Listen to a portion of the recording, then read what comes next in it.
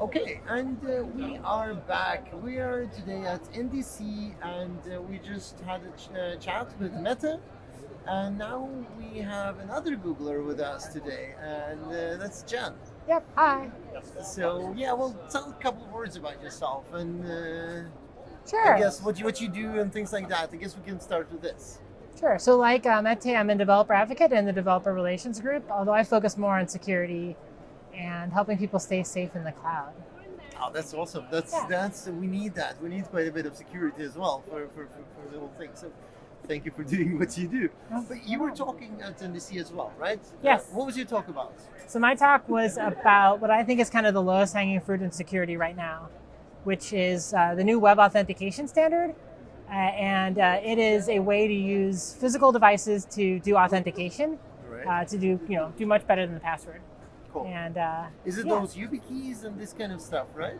yeah, so YubiCo, which makes the YubiKey, Yeah. does a whole bunch of different security stuff. One of the things it supports is U2F web authentication, Yeah.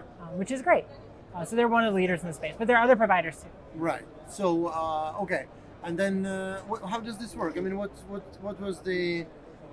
was your talk about? I mean, what did you tell? What's the key giveaways and stuff like that? I did end Or up giving away takeaways. some keys at the end, but the key takeaways Yeah, from that's the exactly, talk, yes. it's a pun. So I had a couple of different goals. One was to convince people that the web authentication standard actually protects them from problems. So we talked a little bit about what's wrong with passwords and why one-time password things like TTOP apps and SMS codes don't really protect that well against phishing. Right. And then we talked about the standard, and then I tried to convince people to use them themselves, because us as software developers and people who have administrative access to cloud computing and stuff, we're really dangerous targets Oh yes. for phishing and attacks Oh, like yes. that. Because if someone gets into our admin accounts or someone gets into our GitHub account and adds stuff to our open source libraries, like they can cause a lot of havoc.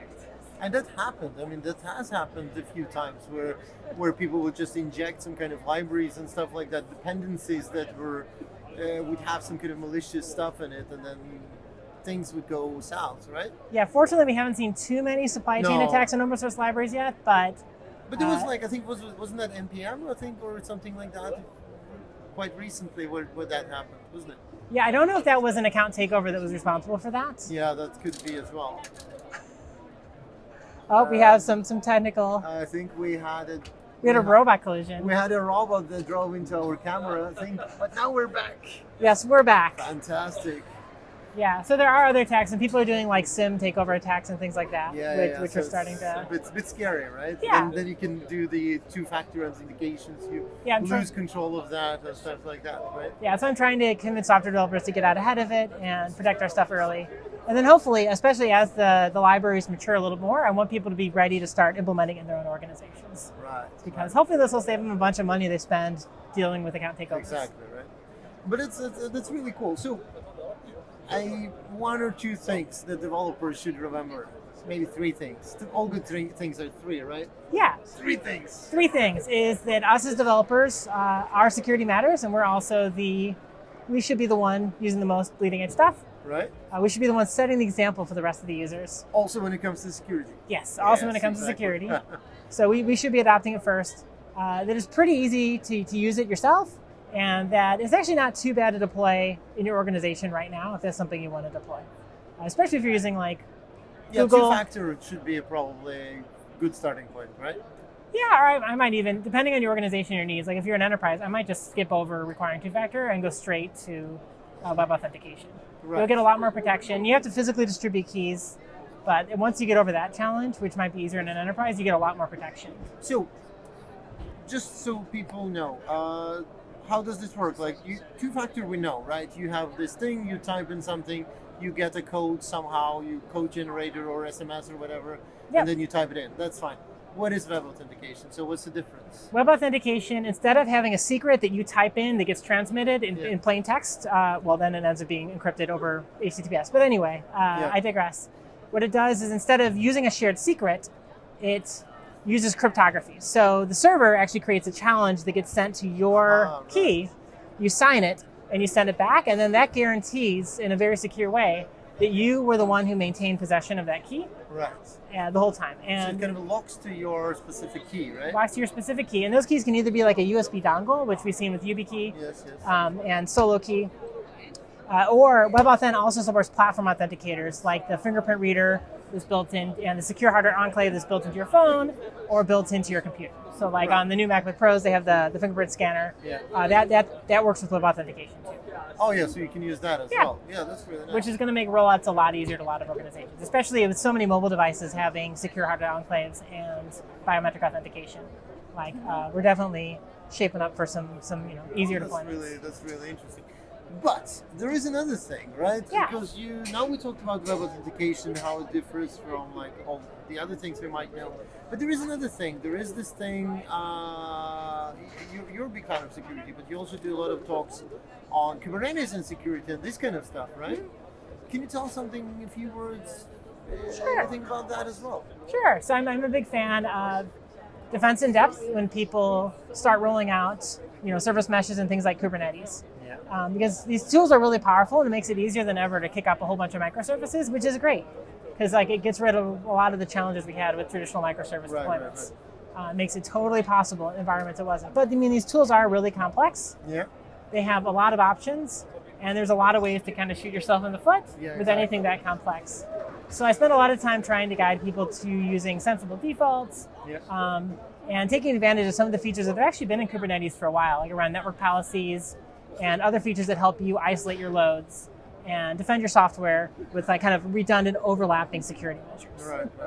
Because I was, recently, a few weeks ago, I was at a talk by Seth, a colleague of yours. Yeah. He was also talking about the secrets and how you store secrets in Kubernetes and pods and how things are actually, you can, if you just get hold of backup and you can just restore it and, you can get hold of things. And so I guess this is also a thing that you should kind of consider whenever developing your Kubernetes application, because everybody talks about, microservices are fantastic and containers are amazing and you can put all that together and it works and everything, but they kind of often forget to mention the security part, and that's how do you store your secrets and how you store your stuff that you really don't want to leak to the outside world, I guess, right? Right, because in situations, it's so easy for us to pick up one of these tools and just go through the hello world and then get our stuff running right away. Yeah. But the truth is to actually use these things in a secure way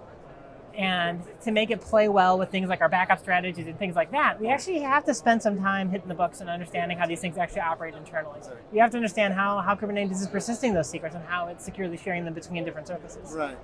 So that you don't end up stepping on your foot later by creating an insecure backup and then leaking that out. Although, hopefully you have other defense in depth measures for your backups. Yeah, because you probably need to encrypt stuff and things like that, or making sure that it's, Right, if your backup tapes get lost, which hopefully you have physical security around, it shouldn't be an end of day data breach event for you. Right. Encryption's good.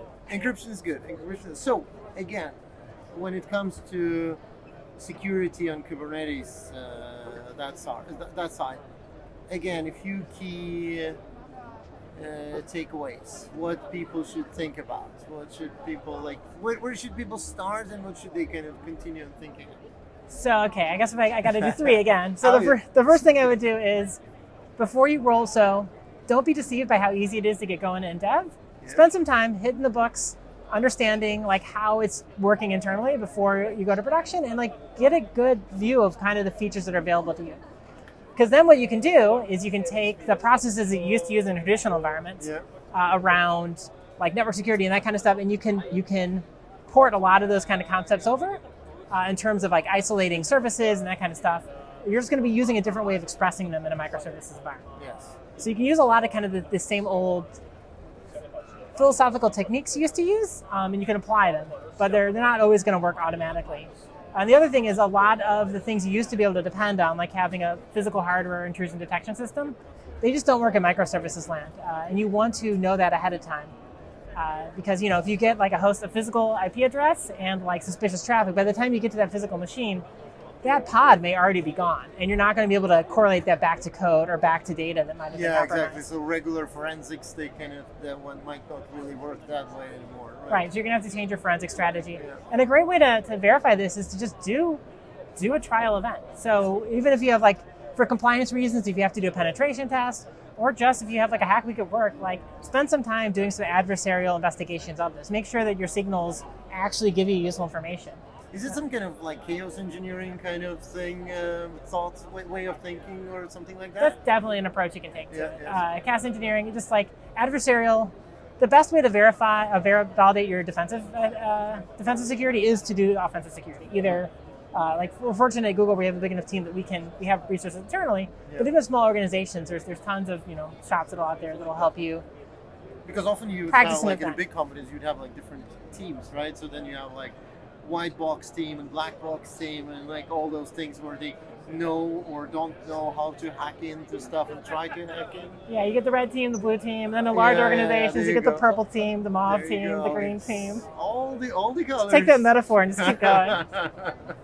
but that's cool. But I guess that's for bigger organizations. For smaller, it might be idea to do it like hackathons and stuff, or Yeah. hire someone, I guess. Yeah, right? there are plenty of third parties that'll do it, and a lot of us have different required compliance we have to do, and sometimes that involves, like in the United States, PCI compliance, certain PCI clients require a penetration test as part of it, and a lot of people just get that and throw the report on their desk and never really look at it, or they'll make the minimum fixes. That's a great opportunity to take advantage of something you're already doing and like see if you can detect them and see if those signals are useful, and if they actually do a breach, go back and do forensics on it to see if you can figure out what happened. What happened? Yeah, exactly. To try to understand, because PCI also here in Norway is quite extensive and very hard to get certified because you do a lot of transactions and bank data and cards and stuff and things, but it's actually probably, but not that many do that. That's the thing, because like most of the people would be doing. They won't be going that deep to do like PCI certification, but they still probably need to think about the security. Yeah. So even if you don't have even if you're not in a regulated industry, this is still something you should be doing. Your user data, like that's the most valuable thing you have for your business. You want to protect that. You want to protect the data you have. Even if you're manufacturing, you want to protect your processes from competitors and that kind of stuff.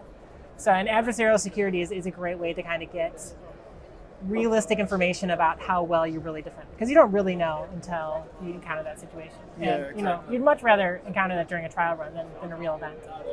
So, kind of summing up in one sentence, think of security, and just like keep on going back and looking at your application, how secure it is. I guess that would be the kind of the main overall advice to everyone. I guess, this is right? one of those cases where an ounce of prevention can be better than a pound of cure.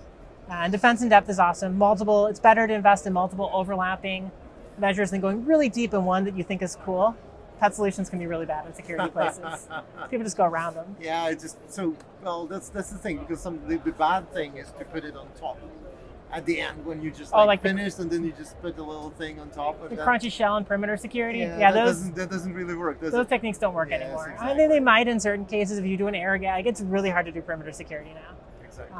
You really gotta make sure that you have defensive measures. And insider threats are like, I was reading some reports, I think it's like 20 or 30% of a security events are from an insider. And also threats are getting much more complicated and much more advanced nowadays, right? Yeah, even automated attacks are getting really sophisticated. Oh yes. And there's a lot of those out there. That's true. So, we hope that we gave you guys and you people the idea to what to think about when it comes to the security. And thank you very much for coming, and thank you very much for chatting. Thanks for having me on. Thank you. Bye bye. Bye, everybody.